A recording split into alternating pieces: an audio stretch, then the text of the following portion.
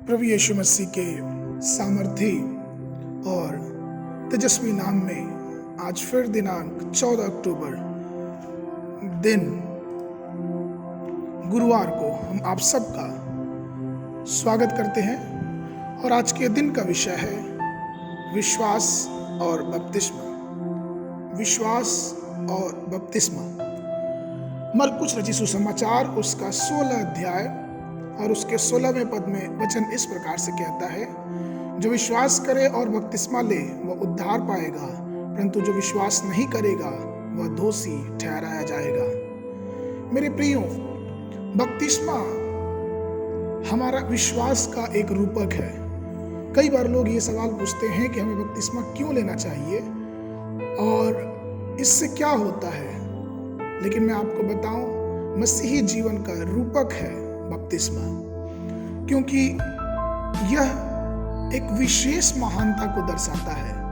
और हमें और आपको पता है कि जब यीशु मसीह इस संसार में अवतरित हुए, जब उन्होंने अपना जीवन मनुष्यों के उद्धार के लिए दे दिया, वो हमारे पापों के कारण मारे गए और गाड़े गए और फिर से तीसरे दिन मुर्दों में से जी उठे। हकीकत में बपतिस्मा का शब्दार्थिक अर्थ यही है।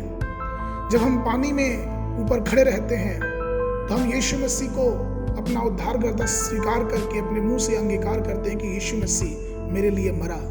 और अगले ही मिनट, अगले ही पल जब हम पानी में डूबते हैं तो हम इस बात का प्रतीक दर्शाते हैं कि यीशु मसीह हमारे लिए दफनाया गया। और जब हम पानी में से फिर से एक बार ऊपर उठ जाते हैं तो हम इस बात को स्वीकारते हैं कि यीशु मसीह मरे हुए में से जी उठा। मेरे प्रियो, हमारा बपतिस्मा इस बात की गवाही देता है कि यीशु मसीह मरा और वो तीसरे दिन मुर्दों में से जी उठा और वो आज जीवित है। परमेश्वर, मेरे प्रिय लोगों, मैं आपको बताऊं कि बपतिस्मा एक ऐसा कार्य है जो हमारी विश्वास की गवाही को प्रदर्शित करता है। और बपतिस्मा लेते समय जब हम अपने आप को पानी में डुबाते हैं तो इस बात को प्रदर्शित करता है कि हमने अपने पुराने आदम को, जो पहला आदम था, जो प्रथम आदम था, उससे पूरी रीति से दफना दिया है, उसे छोड़ दिया है।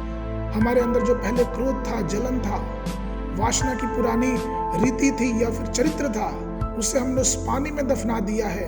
अब वो पाप रूपी जो जीवन था वो दफन हो गया है। अब देखो, सब कुछ नया हो गया है।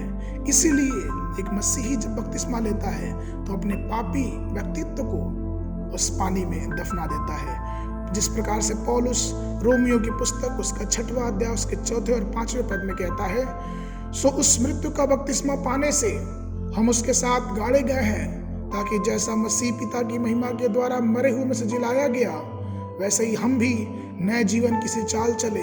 क्योंकि यदि हम उसकी मृत्यु की समानता में उसके साथ जुड़ गए हैं तो निश्चय उसके जी उठने की समानता में भी जुट जाएंगे।